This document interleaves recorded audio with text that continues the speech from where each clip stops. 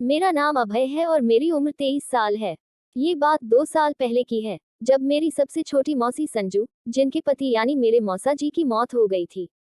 दिवाली का समय था और 2 दिन बाद दिवाली था और मौसी अब वो दिवाली मनाने हमारे घर आई हुई थी। उस वक्त मेरी उम्र 1 साल थी और मौसी की उम्र करीब 26 साल थी। मेरी सुबह देर से सोकर उठने की आदत है और परसों दिवाली है तो घर में चला पहल थी। और मैंने सुना था कि मौसी भी आने वाली है हमारे घर दिवाली मनाने की। यही दिवाली मनाएगी मौसी। घर की सब सफाई पहले ही हो गई थी। वे रोज सुबह 9 बजे सोकर उठता हूँ, इसलिए मुझे मालूम नहीं हुआ कि सुबह 7 बजे मौसी घर आ चुकी थी। मेरे घर के बीच वाले कमरे में सोता था, जो बहुत बड़ा है। मेरे घर के सब लोग वहीं आकर बैठते और बातें करते थे। अब मैं उसी कमरे में पलंग पर सो रहा था। अब सुबह के 10 बजे बज चुके थे। अब मौसी मेरे पलंग पर बैठी थी और माँ नीचे जमीन पर बैठी थी। अब वो दोनों आपस में बातें करने में व्यस्त थी, तभी अचानक से मेरी नींद खुल गई। फिर मैंने देखा कि मौसी मेरी तरफ पिट करके बैठी हैं और माँ से बात कर रही है। तुम एक चुपचाप पड़ा रहा जैसे मैं अभी भी गहरी नींद में सो रहा हूँ। अब मौसी की पीठ एकदम मेरे मुंह के पास थी। अब मैं कंबल ओढ़े था। मौसी विधवा थी और कम उम्र। उस पर उनका भरा हुआ प्लेटफॉर्म में पहले भी कई बार उनके बारे में कल्पना कर चुका था और आज वो मेरे इतने करीब बैठी थी कि मैंने अपना एक हाथ पहले उनके बैग से टच किया। अब उन्हें टच करते ही मेरे सिस्टम में कर्ट सा फैल गया और मेरी धड़कन बढ़ गई थी। फिर मैंने थोड़ी हिम्मत की और अपना एक हाथ मौसी की चकन पर फेरने लगा। अब मौसी को शायद थोड़ा कुछ समझ में आ गया था, लेकिन वो फिर भी माँ से बात करती रही। फिर मैंने अपना एक हाथ उनके धीरे धीरे आगे बढ़ाया और अब मेरा हाथ उनकी बाल पर आ गया था। अब मौसी समझ गई थी कि मैं जाग रहा हूँ, लेकिन शायद अब वो भी। फिर मैंने अपना एक हाथ उनके धीरे धीरे आगे बढ़ाया और अब मेरा हाथ उनकी बाल पर आ गया था। अब मौसी समझ गई थी कि मैं जाग रहा हूँ, लेकिन शायद अब वो भी गर्म हो चुकी थी, इसलिए उन्होंने कुछ नहीं बोला था। फिर मैंने महसूस किया कि उनका बदन भी तप रहा था। अब उन्होंने कुछ नहीं बोला तो इसलिए मेरी हिम्मत और बढ़ गई थी। फिर मैंने अपना हाथ उनके चेहरे की तरफ बढ़ा दिया, लेकिन अब मौसी झटके से उठ खड़ी हुई।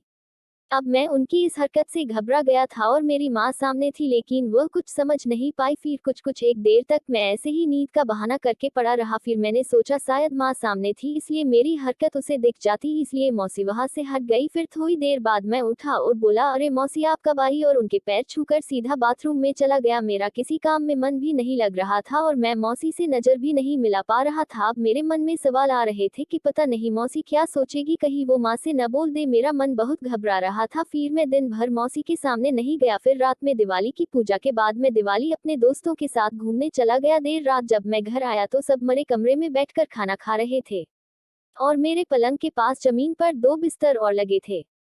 आप मैं समझ गया कि यह पर माँ और मौसी सोएगी। फिर खाना के बाद में छत पर दोस्तों से बात करने चला गया और फिर रात 11 बजे नीचे आया तो दरवाजा माँ ने खोला। फिर मैं अंदर गया तो मैंने देखा कि मौसी मेरे पलंग के पास में ही लेटी हैं। फिर थोड़ी देर बाद माँ भी दरवाजा बंद करके मौसी के पास सो गई। अब मेरी आंख में नींद नहीं थी। रात को करवट बदलते बदलते 1 बज गए। अब मेरा दिमाग में सुबह की घटना घूम रही थी। मेरा दिल घबरा रहा था और अब मैं अपने आप पर काबू नहीं कर पा रहा था और नीचे मौसी गहरी नींद में सो रही थी और कमरे में जीरो का बल्ब जल रहा था। फिर मैंने अपने धकते दिल से हाथ हटाकर पलंग के नीचे लटकाया। अब मौसी बिल्कुल मेरे पलंग के पास सो रही थी। फिर मैंने अपना एक हाथ उनके पैर पर रखा और कुछ देर हाथ रखे रहा। फिर मौसी की तरफ से कोई हरकत नहीं हुआ तो मैंने अपना हाथ थोड़ी ऊपर किया। अब मेरा हाथ मौसी की बगल में था।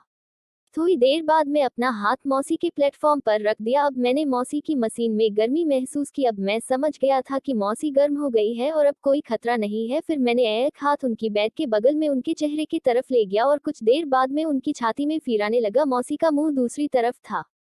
फिर उन्होंने करवट बदल कर अपना मुंह मेरी तरफ करके लेट गई। अब उनकी यह हरकत देखकर मैं घबरा गया था, इसलिए मैंने अपना हाथ ऊपर खींच लिया। फिर थोड़ी देर बाद मैंने अपना हाथ नीचे लटकाकर उनके बेड पर रख दिया। अब मौसी का बद बहुत गर्म हो रहा था, जैसे बुखार हो। फिर मैंने अपने हाथ को उनके बिस्तर पर ले गया और उनके बड़े बड़े बाल को सहलाने लगा। फिर मैंने अचानक अपने हाथ के ऊपर मौसी का हाथ महसूस किया। अब उन्होंने मेरा हाथ अपन हाथ से जोर से दबा दिया। अब मैं समझ गया था कि अब लाइन क्लियर है। फिर मैं उनके और जोर जोर से दबाने लगा, लेकिन मैं बेड पर था और मौसी नीचे थी, इसलिए मुझे दिक्कत हो रही थी और बगल में माँ भी सोई थी। तो मैंने उनको बोला कि बाहर चले। फिर धीरे से मैं बाहर आ गया और बाद में मौसी भी बाहर आ गई थी और फिर हमने मिलकर खूब खूबसूरत मजे किए। फिर हमें जब भी टाइम मिलता तो बस हम लोग शुरू हो जाते और खूब मजे करते।